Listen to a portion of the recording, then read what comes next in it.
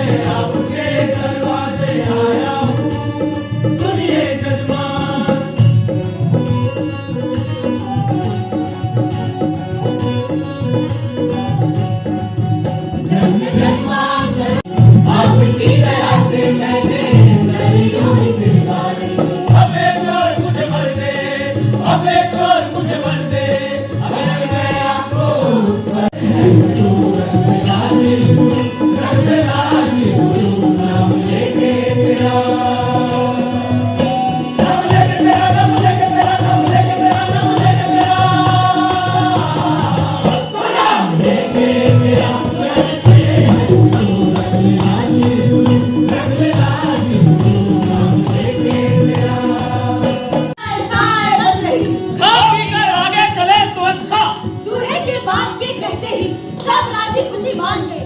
दुल्हन के साथ 5 नाजियां थी। वे सब एक पेड़ की छाया में चादर बिछाकर बैठ गए।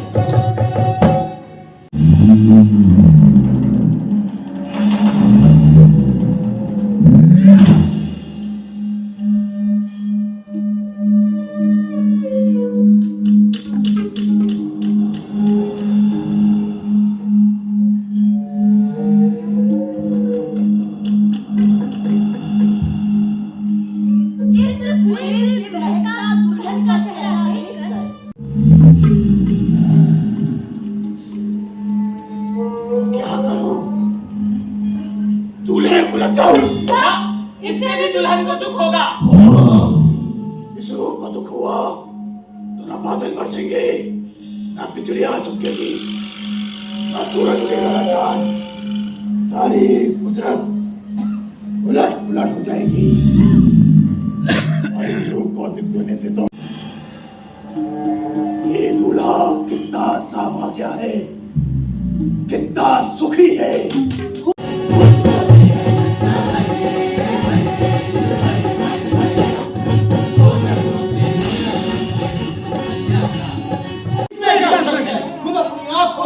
हीरे मोतियों से तहखाने भर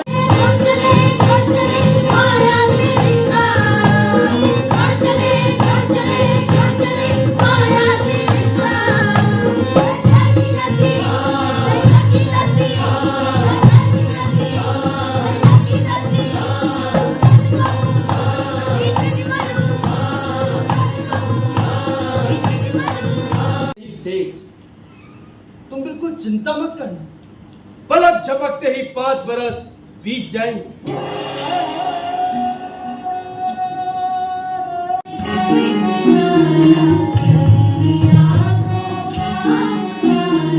सो गया वो जान प्यारा।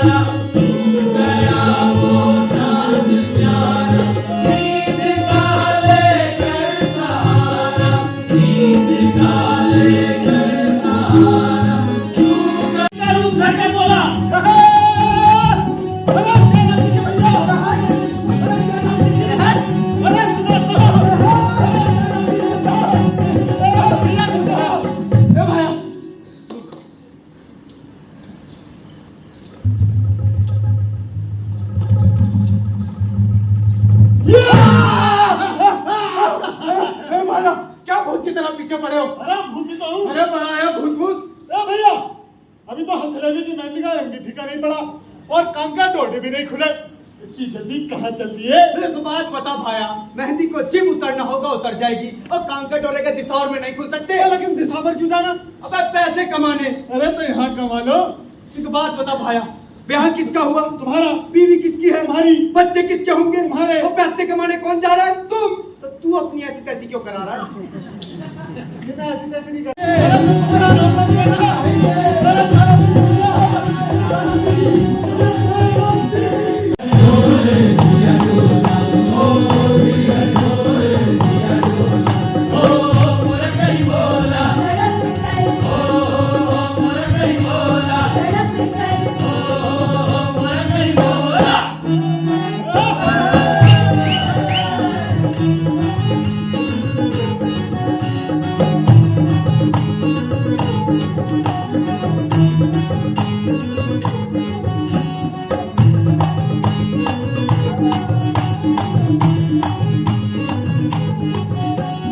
सीधे हवेली में जाकर पहले वो दीवान पर गया। हिसाब किताब करते जब सेठ ने बेटे को देखा तो एकाएक मन नहीं माना।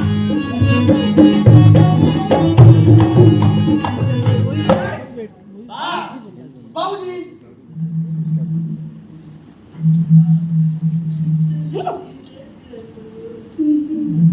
और गाओ भैया, जरा जोर से गाओ। बाबूजी धीरे चलो।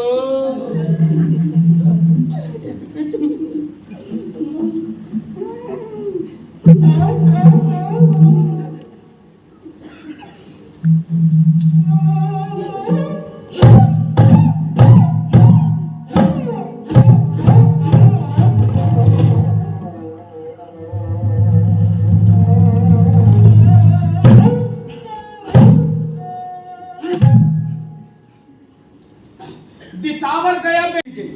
मिनट की सलाह सूद करने के लिए वापस लौटा हूँ। अगर आपका हुक्म ना होगा तो घर गए बिना ही वापस लौट जाऊंगा। मार्ग में समाधि लगाए हुए एक महात्मा के दर्शन हुए। पूरे शरीर पर दीमक जमी हुई थी। मैंने सुतराई से माटी हटाई, कुएं से सींच करके पानी निकाला, पानी पिलाया, खाना खिलाया। तब महात्मा ने प्रसन्न होकर के मुझे वरदान दिया, रोज तड़के पलंग से उतरते ही मुझे सोने की 5 मोहरें मिलेंगी। 5 मोहरे। मेरा बेटा, मेरा लाल। जा तू दिसावर जाके सो जा। बाबूजी, दिसावर में वरदान नहीं फलेगा, यही सोना पड़ेगा। अब फरमाए। ठीक है, आपका हुक्म नहीं है तो मैं घर गए बिना ही वापस लौट जाता हूँ। ठीक है बाबूजी। रुक जा बेटा, रुक जा। मेरा लाल, मेरा सोना।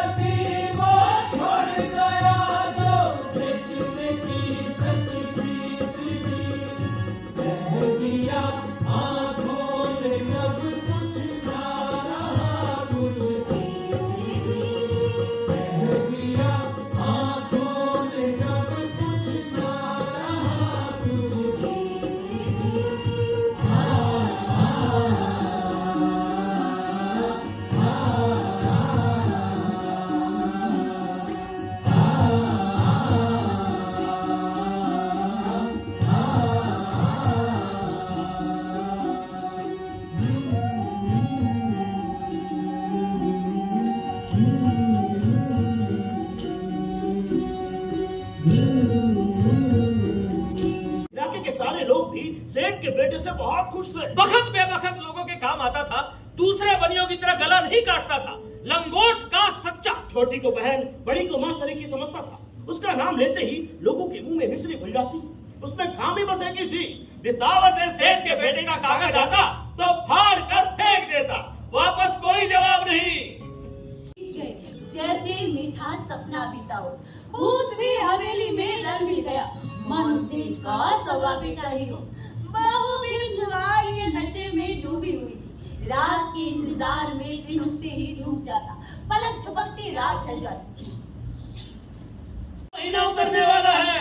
पति पत्नी दोनों को ही बेटी की बड़ी चाह है। सुनो, बहुत खुशियां मनाएंगे। बेटा कौन सा सरग ले जाता है। आप जाने किसके जैसा हो। बच्चे के जन्म के बजाय उसके आस में ज्यादा है। मुख में बच्चे के साथ साथ सपने पड़ते हैं। दिन सर पर दौड़ने लगे।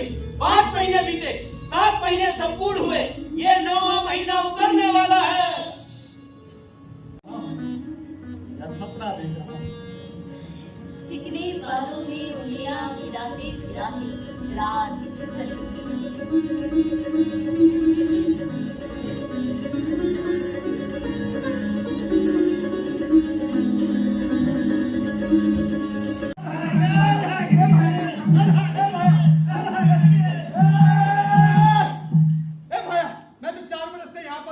बीवी का बच्चा कैसे हो गया? ये तो तुम जानो भैया।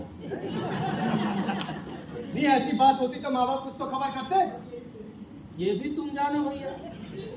मैंने 4-5 कागज लिखे तो थे लेकिन उनका कोई जवाब नहीं आया। अरे मानस, जरा सोचा तो वो किसे खबर करते हैं और क्यों खबर करते हैं? उनका बेटा तो तीसरे रोज ही वापस आ गया। हाँ, एक महात्मा के दिए मंत्र से रोज सवेरे सेठ जी को 5 सोने की बोले देता है। कितनी? 5 सोने की बोले। हाँ, अरे हवेली में राम राजी है भाई, सब मजे में है। हाँ, रात को घर में घी के दिए जाते हैं ऐसे। इधर दिखाओ। अरे तुम्हारी शक्ल तो हूबहू सना है तो क्या? कहीं कोई ठग तो नहीं? हाय भैया, एक ही शक्ल के दो पति, कौन सच्चा कौन झूठा, एक कैसी लीला, एक कैसा कौतुक। हाय भैया, काकी काकी मौसी। भैया, बाबूजी, मैं तो 4 बरस से दिसार में था तो बहू के पाँव कैसे भारी हो गए? आपने कुछ तो सोचा होगा। चुप कर। मेरा बेटा तो तीसरे रोज ही वापस आ गया था। क्यों जी? आपके इतना नहीं करेंगे क्यों जी? हाँ जी। अच्छा, तो मैं इसीलिए कमाई करने के लिए दिसावर गया था कि वापस लौटूं तो आप मुझे पहचानने से मना कर दें। और जान नहीं चाहिए तेरी कमाई। लगता है बाबूजी का दिमाग खराब हो गया है। क्यों जी? हाँ जी। माँ, क्या तू भी अपने बेटे को नहीं पहचानती?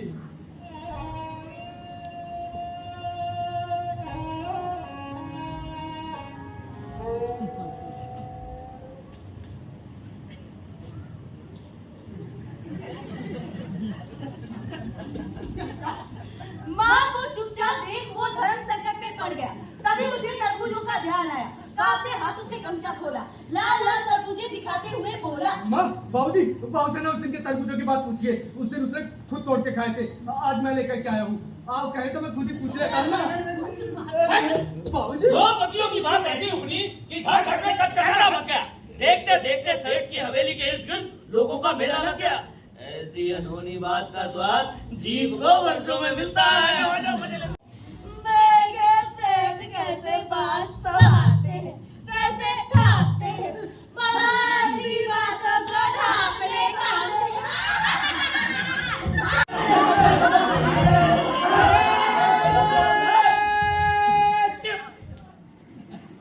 पड़ गया। ये कैसे लीला? ये कैसा सोच? ये आज तो ऐसा लगता है जैसे आईने में अपनी छवि देख रहा हूँ। इससे पूछकर देखता हूँ, शायद कोई सुराग मिले।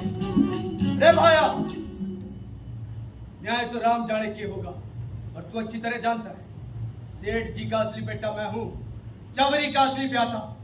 और तू कौन है रे? ये बैठे ठाणे किस झंझट में फंसा दिया? अरे बोल तो सही, कौन है तू? था तो वाकई वो भूत। चाहता तो सभी न्याय करने वाले पंचों की गर्दनें एक साथ मरोड़ सकता था, कई लीलाएं कर सकता था। किसी को लग जाए तो छठी का दूध याद दिला। पर 4 बरस की प्रीत ने उसका अंतस बदल दिया था। झूठ बोलना चाहने पर भी बोल नहीं सका, और सच कहे तो कैसे? प्रिया की लाश तो रखनी ही थी, युधिष्ठिर वाली आन निभाई। अबे घूरता क्या है? सच सच बता, कौन है तू? फेरे लिए थे? ये कोरे मोरे हथलेबे से क्या होता है? और 7 फेरों की धौंस सारी उम्र नहीं चलती। बेड़ज चीजों का होता है प्रीत करने। वाह रे, तू तो प्रीत कभी बेड़ज करने लगा।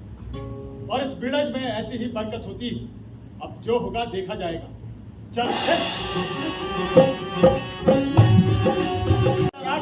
रास्ते में रेवट चला था, एक गड़िया मिला, खूब लंबा तगड़ा, दोनों हाथों में चांदी जी के खड़े, हाथ में आरा टेढ़ा डंडा, खिचड़ी मूछे, खिचड़े बाल, नीले दांत और सब पर भारी सी पगड़ी।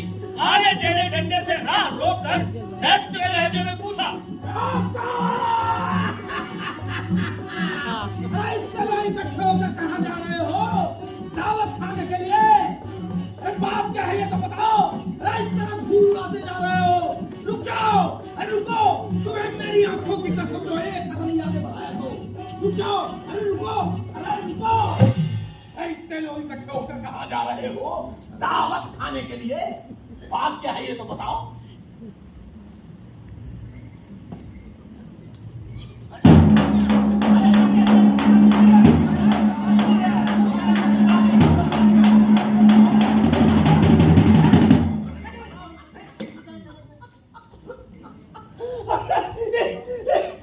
इतनी सी बात के लिए बेचारे राजा को क्यों तकलीफ देते हो?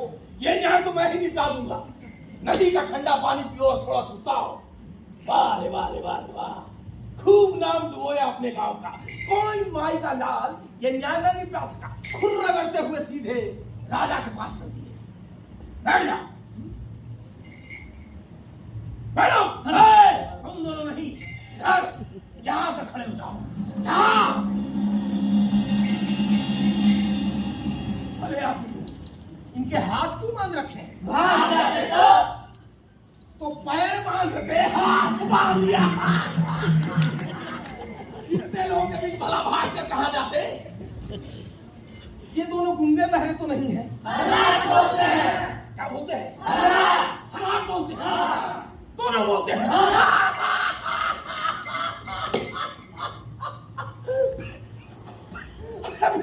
इतनी तकलीफ क्यों उठाई? वही पूछ लेते। दोनों में से एक तो झूठा है। अरे ये गडरिया गिरा बोडम है। अरे भले मानो, अगर ये सच बोलते तो फिर रोना ही क्या था? बस होचका से ना। अरे न्याय करने की जगह होती, यूं भेड़ों के पीछे समझ गया मुखिया जी। बैठ जा, सब समझ गया। बोलना तो जानते हैं पर झूठ बोलना भी सीखना। कोई बात नहीं, सच उगलवाना तो मेरे बाएं हाथ का खेल है। गले में डंडा खसोड़कर आंतों में उलझा सच। अब कह सकते फिर बेचारे सच ही क्या साथ है। तो बोलो, पहले किसके गले में डंडा खसोड़ूं? जो पहले मुंह खोलेगा वही सच्चा पति है। जो सच्चा है वो घर जाएगा, और जो झूठा है वो डर जाएगा। श्रीमान, भूत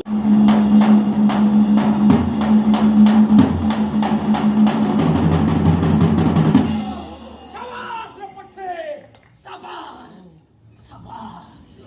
भला सच्चे पति के अलावा इतना हौसला किसका हो सकता है? और तेरे जैसे सच्चे मानुष को इन मूर्खों ने इतना तंग किया। फिर भी भरचात बचती तो इसमें सोचना ही है।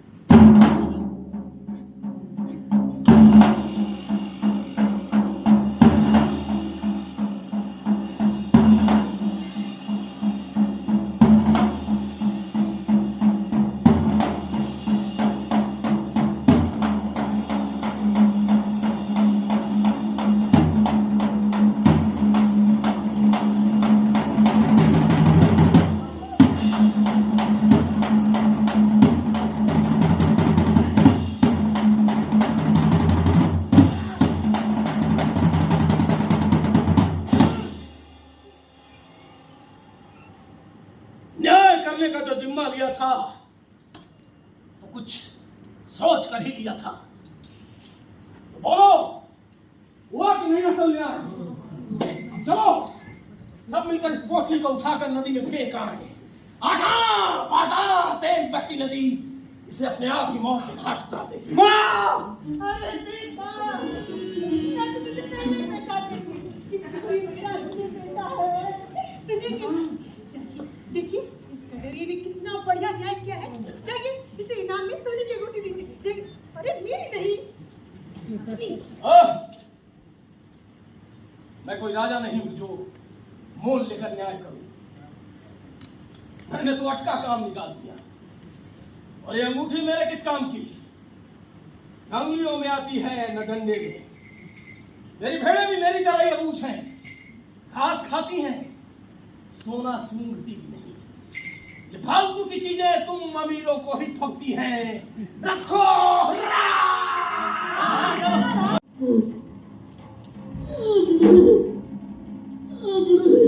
अब कभी किसी से छल नहीं करेगा।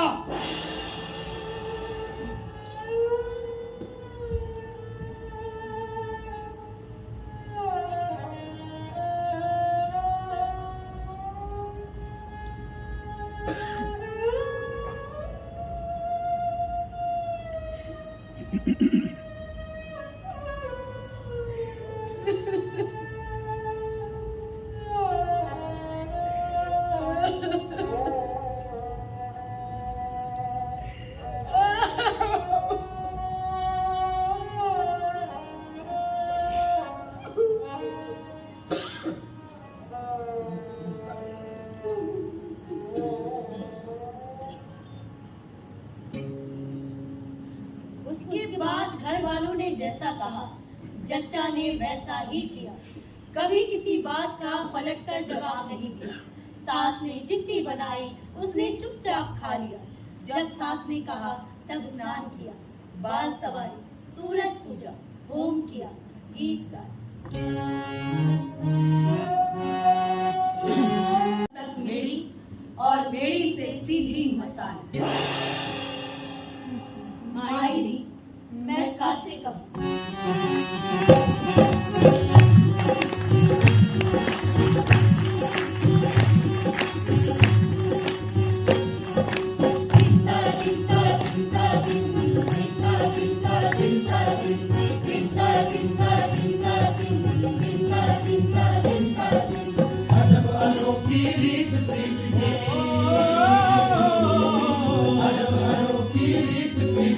जो भीगे जल जाए, जो भीगे जल जाए, जो भीगे जल जाए, जो भीगे जल जाए। प्रीत बदरिया जब जब बरसे, प्रीत बदरिया जब जब बरसे। जल में अगन लगाए, जल में अगन लगाए। इस तरह की खास खबरों के लिए R18 न्यूज को सब्सक्राइब करें, लाइक करें और शेयर करें। इसके साथ ही इंस्टाग्राम, फेसबुक और रेडियंट केबल पर चैनल नंबर 255 पर भी उपलब्ध है।